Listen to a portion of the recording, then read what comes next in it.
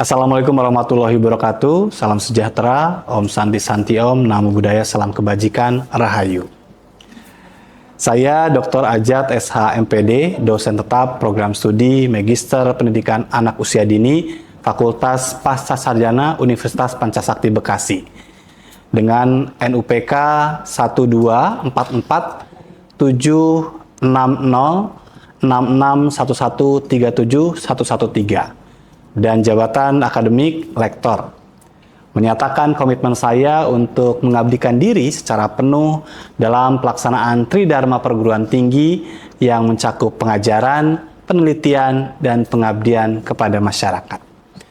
Sejak bergabung sebagai dosen di tahun 2022, saya secara konsisten mengampu berbagai mata kuliah yang strategis dalam pembentukan kompetensi profesional mahasiswa. Di antaranya media pembelajaran digital, asesmen perkembangan anak usia dini, manajemen PAUD, publikasi ilmiah, pengabdian masyarakat, dan seminar internasional. Khusus pada semester ini, saya fokus pada pengajaran mata kuliah media pembelajaran digital yang saya desain berbasis pendekatan DIA, yaitu Delivery, Interaction, and Assessment, untuk mendorong pembelajaran yang aktif, inovatif, dan kontekstual. Pendekatan delivery saya lakukan melalui penyediaan materi berbasis teori dan praktek yang sistematis dan juga adaptif melalui LMS dan juga pertemuan yang mengintegrasikan prinsip teknologi pendidikan, teori desain pembelajaran, serta nilai-nilai religius dan lokalitas. Sementara itu, interaction diwujudkan dalam berbagai aktivitas diskusi, baik itu kelompok, kemudian juga case-based learning, dan project-based yang melibatkan mahasiswa secara aktif dalam menganalisis kebutuhan lembaga pendidikan anak usia dini, kemudian juga merancang prototipe media pembelajaran digital yang relevan dan juga adaptif. Pada aspek assessment, penilaian dilakukan secara komprehensif, mencakup evaluasi perencanaan media, kemudian produk pengembangan, serta keterampilan analisis mahasiswa melalui portofolio, observasi, dan juga presentasi hasil proyek. Melalui mata kuliah ini, saya mengarahkan mahasiswa untuk tidak hanya memahami teori, tapi juga mampu menghasilkan produk media seperti media cetak, grafis, video, audio, maupun multimedia berbasis jaringan yang memiliki nilai edukatif dan juga berbudaya. Salah satu inovasi yang dihasilkan dalam mata kuliah ini diantaranya platform website Gemilang. Ini adalah proyek kolaboratif antara dosen dan mahasiswa. Kemudian juga buku cerita berbasis budaya, pengembangan media sosial untuk pendidikan, kemudian juga yang dikembangkan tentu saja produk-produk media pembelajaran digital lain yang kesemuanya diarahkan dalam mendukung pembentukan karakter religius dan juga keterampilan abad 21 bagi anak usia dini. Pada kesempatan ini saya akan menjelaskan secara singkat mengenai mata kuliah media pembelajaran digital yang saya ampu. Mata kuliah ini dirancang untuk membekali mahasiswa pada pemahaman konseptual serta keterampilan praktis dalam pengembangan media pembelajaran digital bagi pendidikan anak usia dini. Mata kuliah ini terdiri dari beberapa topik yang menjadi capaian pembelajaran mata kuliah. Pertama, hakikat media belajar dan pembelajaran, urgensi media ajar digital, pengembangan skenario pembuatan media ajar, aplikasi pembuatan media ajar, pengembangan desain grafis, teknik pengambilan video, kemudian presentasi produk pembelajaran digital, kemudian evaluasi tengah semester. Dilanjutkan dengan pengembangan motion grafis, presentasi media pembelajaran interaktif, platform digital berbasis YouTube, platform digital berbasis website, literasi media sosial, pemanfaatan konvergensi media, presentasi produk platform media belajar digital, dan diakhiri dengan evaluasi akhir semester. Dan berikut adalah salah satu video pada saat saya melakukan pengajaran di dalam kelas. Assalamualaikum. Tegang bener ini. Baik, kita bertemu lagi di media pembelajaran digital. Seneng ya bisa kuliah. Seneng kuliah? Alhamdulillah. Jadi nggak usah tegang-tegang ya kalau kelas ini ya.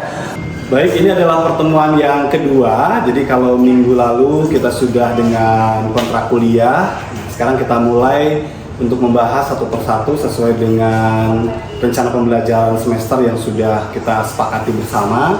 Jadi untuk teman-teman semuanya, Bapak Ibu, mahasiswa, kita hari ini akan memulai dengan materi untuk membuka wawasan kita tentang bagaimana urgensi dari media pembelajaran digital untuk pendidikan anak usia dini.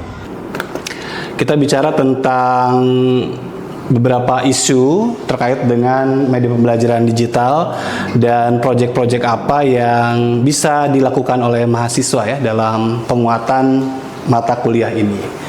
Jadi kalau kita bicara tentang urgensi media pembelajaran digital, kenapa kita harus gitu ya pinter di bidang ini? Karena pertama, murid kita atau di sekolah, anak-anak kita ini sudah terbiasa menggunakan gawai. Jadi gurunya juga harus lebih maju dong gitu ya. Kemudian bagaimana pembelajarannya juga harus menggunakan pendekatan media pembelajaran digital karena mereka lahir di era digital. Tapi yang seperti apa ya media pembelajaran digital nanti diimplementasikan, tentu ini menjadi tugas dari ibu bapak guru ya. Kita tahu bahwa di sini kan banyak para praktisi pendidikan anak usia dini ya. Jadi jangan hanya sekedar membuat medianya saja, tapi bagaimana mengimplementasikannya. Kemudian bagaimana cara kita untuk meningkatkan minat belajar mereka di tengah kecanduan beberapa tontonan yang mungkin tidak berbau edukasi. Kemudian bagaimana juga media pembelajaran yang kita buat ya materinya mudah dipahami dan juga punya nilai interaktif. Dan tentu kalau kita bicara tentang urgensi, bagaimana media pembelajaran itu mendukung pembelajaran yang tetap berpusat pada anak. Ini penting ya, jadi tetap anak yang harus berperan, bukan medianya ya, tapi anaknya. Bagaimana anak dapat belajar sesuai dengan keminatannya, sesuai dengan perkembangan usianya. Dan harapannya tentu saja pada saat pembelajaran kita yang sudah berubah polanya, maka artinya kalau kita sudah menyesuaikan dengan zamannya gitu ya, maka kita bisa menyiapkan generasi yang jauh lebih adaptif ya. Kalau kita tidak merubah pola pembelajaran kita, juga anak-anak kan akhirnya hidup dalam era di mana sebetulnya era sekarang era digital, tapi kitanya masih konvensional gitu. Nanti anak-anak tidak adaptif ke arah sana. Makanya kita belajar itu. Tantangannya adalah bahwa kualitas gurunya belum merata, aksesnya juga belum merata, dan banyak sebetulnya media-media pembelajaran atau konten gitu ya, tapi tidak sesuai dengan perkembangan anak. Nah ini ya, bagaimana kita bikin media pembelajaran itu yang sesuai dengan perkembangan anak dan punya muatan lokal. Yang kita hadapi itu adalah resiko kecanduan, konten asusila yang tidak sesuai dengan perkembangan usia, kemudian tidak ada interaksi yang membuat mereka akhirnya hanya berkutat dengan gawainya. Mungkin pengalaman juga sekarang itu ya, banyak anak kita yang tidak lepas dari situ. Dan tentu saja Indonesia ini pengen melek digital, tapi aksesnya masih terbatas, belum merata ya. Prinsipnya tentu media digital itu harus mampu untuk tetap menanamkan nilai agama, moralitas. Kemudian juga mengembangkan kognitif anak, mengembangkan bahasa anak, sosial emosional anak, dan juga seni dan kreativitas anak. Ya, jadi kita membangun media itu harus mengarah pada apa yang menjadi perkembangan anak ya, menciptakan manusia yang bermoral, perkembangan kognitifnya dengan cara apa? Ya kalau kita pengen mengembangkan kognitifnya berarti permainannya yang edukatif, mulai dari literasi, numerasi, berhitung gitu ya. Atau kita ingin mengembangkan bahasa, berarti media digital yang mendukung itu adalah kita bikin buku cerita interaktif, storytelling gitu. Dan ada beberapa media digital pendukung lain yang bisa kita buat gitu ya untuk bisa meningkatkan isu-isu penting dalam perkembangan anak usia dini. Teorinya bicara tentang bagaimana anak yang harus melakukan eksplorasi konkret ya, biasa tentang sensori motorik begitu ya. Kemudian juga kalau kita bicara tentang relevansi kebijakannya sebetulnya sudah mengarah ke situ ya. Bagaimanapun profil kurikulum kita juga sudah berharap bahwa anak-anak juga bisa belajar sesuai dengan perkembangan zamannya, tetapi pembelajaran yang berbasis pada proyek, kreativitas, intelektual, jadi tidak hanya pasif, anak-anak itu hanya nonton aja, tapi bisa ikut terlibat berinteraksi dan menumbuhkan kreativitas. Tadi sudah disampaikan ya, bahwa kita punya tantangan kesenjangan guru, minimnya pedoman kurikulum, keterbatasan konten lokal, kemudian juga bagaimana sebetulnya media pembelajaran yang nanti kita buat itu tetap pada esensi bahwa anak-anak itu belajar dengan bermain. Ini penting. Karena bagaimanapun ya kalau kita bicara tentang penggunaan media sosial juga, oh iya betul, ini kebutuhan. Tapi faktanya kalau durasinya tidak diatur, kecanduan. Ya. Kemudian antisosial. Dan tentu kalau konten-konten yang dikonsumsi oleh mereka itu tidak sesuai dengan perkembangannya, ada resiko terkait dengan aspek emosional dan juga terkait dengan perkembangan moral anak. Banyak ya konten-konten dewasa misalnya, yang akhirnya anak-anak terpapar konten itu dan itu isunya sangat kuat hari ini. Tentu cara memitigasinya adalah bagaimana cara kita mengatur durasi, kemudian mengkurasi, dan juga ada pendampingan aktif dari guru dan juga orang tua. Ini di kelas kita ini nanti saya berharap sih teman-teman sudah bisa mulai berpikir ya, kira-kira saya mau bikin media pembelajaran apa. Ya bentuk-bentuknya banyak, di antaranya permainan edukasi tadi ya, seperti merangsang bagaimana cara anak tetap bermain tapi belajar tapi bermain begitu. Kemudian video animasi, cerita interaktif gitu. Saya mau bikin platform pembelajaran daring, atau juga mau memperkenalkan coding. Ya, itu. Jadi ini adalah bentuk-bentuk media pembelajaran untuk diaplikasikan di pendidikan anak usia dini. Ya, silakan nanti ini jadi tugas kita nih ya.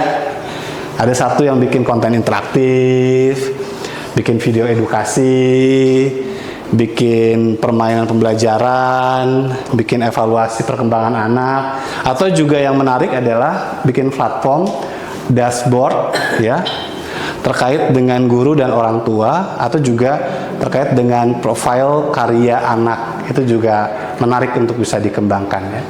Jadi anak-anak dengan karya-karyanya, atau kalau di sini bicara tentang bagaimana pencapaian, karena aktivitas pendidikan itu kan kita setuju ya, bukan hanya di sekolah tapi juga harus dilakukan di rumah. Nah kalau kita punya dashboard itu juga untuk orang tua, rasanya itu juga akan sangat menarik dan memenuhi kebutuhan hari ini. Dan kalau kita bikin media pembelajaran itu harus kayak gimana? Pertama, ada interaksi ya. Artinya apa? Anak jangan hanya sekedar menonton. Kita tadi bikin media video misalnya gitu ya.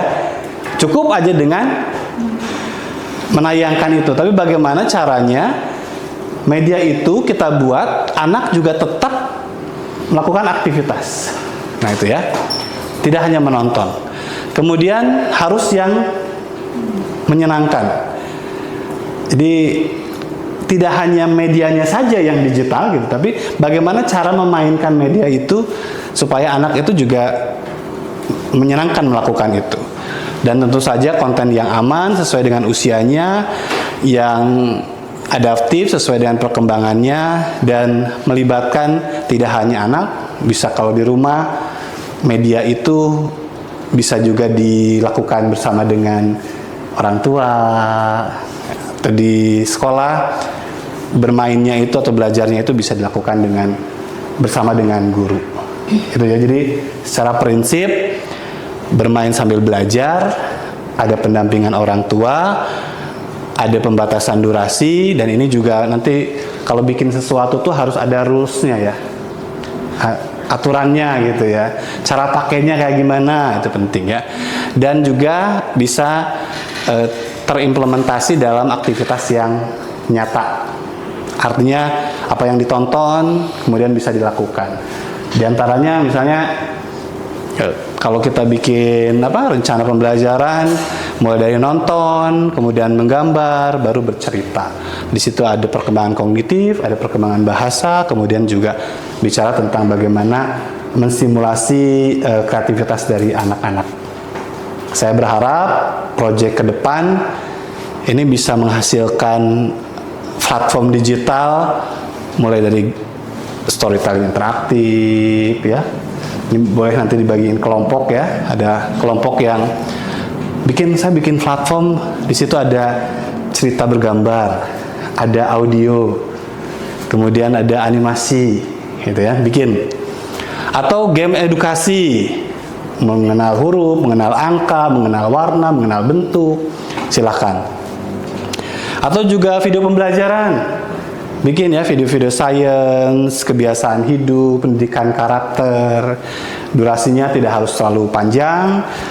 Atau juga bikin portofolio digital anak ya, bagaimana kita bikin dashboard dokumentasi hasil karya. Nah ini ya, bisa ya nanti ya kita bikin ini ya. Nah ini tugas kita nih, tugas kelompoknya ya. Baik, jadi ada yang mau bertanya sampai di sini? Silakan. Ya, silakan. Bertanya. Tadi kan Bapak sudah memaparkan dari paparan yang Bapak sudah sampaikan, kan ada beberapa tantangan yang dihadapi oleh para guru ya. Salah satunya ini guru masih tidak pedagogis, kurang memahami teknologi, dan mungkin ada beberapa peralatan yang tidak dimiliki. Nah, dengan menghadapi situasi seperti ini, bagaimana strategi guru untuk memberikan implementasi yang efektif terhadap pembelajaran digital kepada anak-anak di lingkungan sekolahnya? Terima kasih, Pak. Baik, terima kasih pertanyaan yang baik Bu Maria ya. Jadi bagaimana strateginya nih? Ada yang mau menjelaskan? Ada? Baik ya, jadi bagaimana caranya di tengah tantangan-tantangan yang ada, mulai dari gurunya tadi belum kompeten, atau sudah punya keinginan tetapi peralatannya kurang memadai, akhirnya juga menghambat kreativitas. Jadi untuk yang pertama memang kita perlu mendorong adanya peningkatan kapasitas ya. Bagaimana pelatihan terhadap guru ini menjadi strategi utama untuk kita bisa membuat ya era ini memang benar-benar era yang diisi oleh guru yang kompeten untuk menjawab tantangan zaman. Jadi pelatihan guru secara berkelanjutan, kemudian juga ya tentu tugas dari pemerintah. Ini zamannya udah zaman digital, maka perlu ada perluasan akses terhadap sarana prasarana yang dibutuhkan ya. Mau gak mau ya, yang namanya digital kalau internetnya lelet ya repot juga gitu ya. Itu yang berikutnya adalah bagaimana cara kita untuk bisa mendorong lahirnya konten-konten lokal. Konten-konten lokal itu konten-konten yang berbudaya Indonesia. Harapannya apa? Harapannya pada saat kita punya source yang begitu banyak terkait dengan materi-materi pembelajaran yang relevan, mungkin ada sebagian saudara kita yang kurang atau belum kompeten, sarananya kurang, itu bisa tertutupi oleh, jadi misalnya taruh landscape-nya Indonesia untuk daerah Indonesia Timur masih kurang, tapi kalau guru-guru di Indonesia bagian baratnya sudah banyak, ya, melahirkan konten-konten pembelajaran yang interaktif, konten-konten yang relevan, mereka kan bisa tertutupi ya, setidaknya itu ya, menjawab tantangan yang dihadapi. Berikutnya, tidak hanya gurunya, kita juga harus punya investasi terhadap keterlibatan orang tua.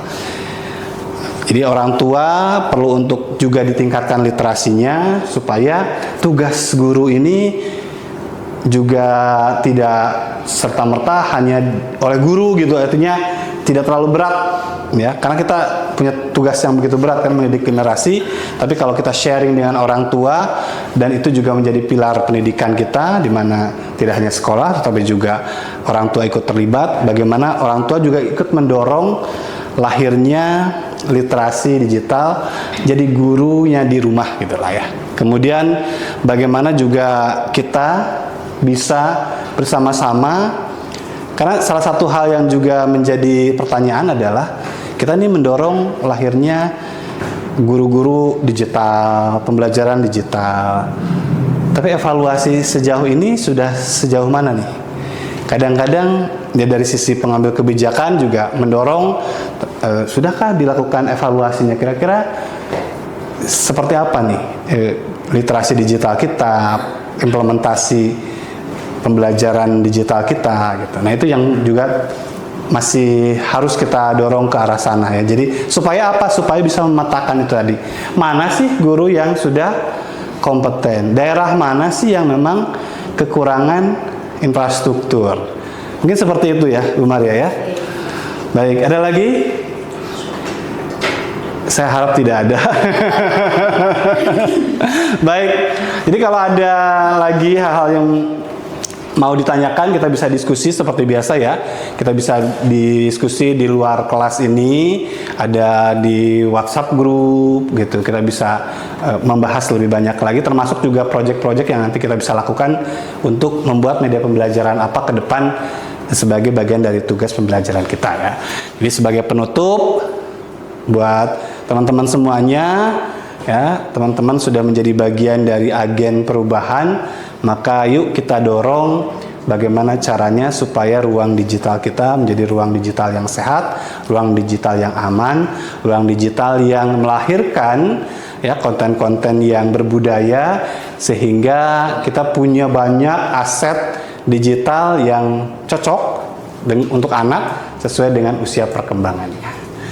Baik, kita sudah selesai dengan perkuliahan di pertemuan kedua ini. Jadi kalau saya bisa rangkum, kita belajar hari ini tentang bagaimana urgensi dari pembelajaran media pembelajaran digital untuk pendidikan anak usia dini. Kenapa kita harus memiliki kompetensi ini? Kemudian kita juga tadi membahas bagaimana sebetulnya penguatan peran-peran baik itu dari sisi sumber daya manusianya, dari guru-gurunya, kemudian bagaimana peran dari orang tua dan strategi yang perlu dibangun dalam implementasi pembelajaran media digital untuk pendidikan anak usia dini. Saya tutup kuliah hari ini. Terima kasih banyak sudah hadir, dan kita lanjutkan di pertemuan berikutnya. Assalamualaikum warahmatullahi wabarakatuh. Waalaikumsalam warahmatullahi wabarakatuh. Semangat!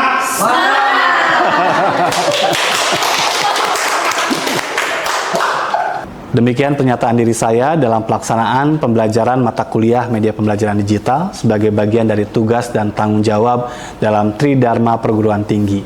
Saya meyakini bahwa proses pembelajaran yang dirancang secara sistematis melalui pendekatan delivery, interaction, dan assessment, serta berorientasi pada pencapaian CPL dan CPMK merupakan langkah penting dalam mencetak lulusan yang profesional, adaptif, dan siap menghadapi tantangan di tengah-tengah masyarakat.